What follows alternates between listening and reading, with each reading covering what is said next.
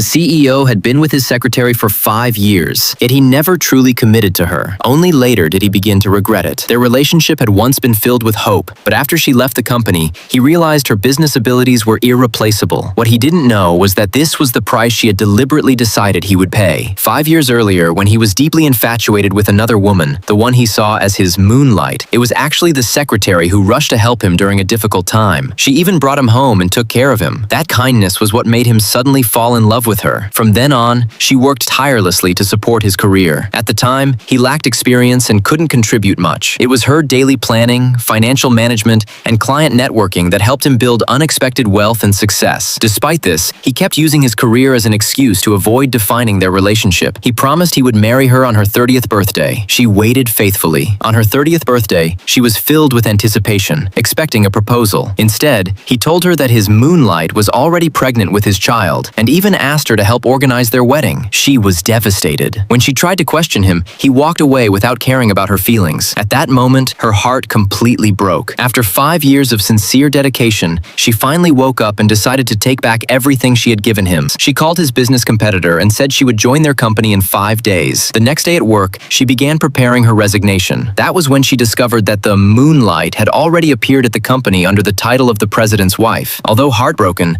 but before leaving, the other woman called her over and deliberately tried to belittle her, asking her to serve tea. She calmly refused. A conflict followed, and the CEO arrived without understanding the situation. Instead of listening, he immediately sided with his wife. The situation escalated. He pushed the secretary aside and ordered security to remove her, warning her not to cause trouble. He coldly told her she was just a secretary, and that without the company, she would be nothing. Later, he called her to his office and handed her a share transfer agreement as compensation, while warning her to respect the future president's wife. Silently, she placed a pre-prepared divorce agreement on the desk. At that moment, his wife walked in and invited him to dinner. Without even reading the document carefully, he signed it and left with her. She took a photo of the share agreement and arranged for all the shares to be withdrawn. When she returned home, she found that he had brought his wife there and expected her to continue taking care of daily matters. She endured it, counting down the 5 remaining days before she could leave for good. The other woman continued to provoke her, criticizing her cooking and demanding new dishes. Finally, she lost her patience, overturned the table and said, "If you don't want to eat, then don't." She returned to her room to pack. She asked Mr. Lee to arrange a car to pick her up early. Suddenly, the CEO rushed in, accusing her of harming his wife. She told him to check the security cameras for the truth, but he refused to listen. He demanded that she apologize before leaving. Even when pressured, she refused to bow her head. Coldly, she told him, "Take care of yourself first. Without me,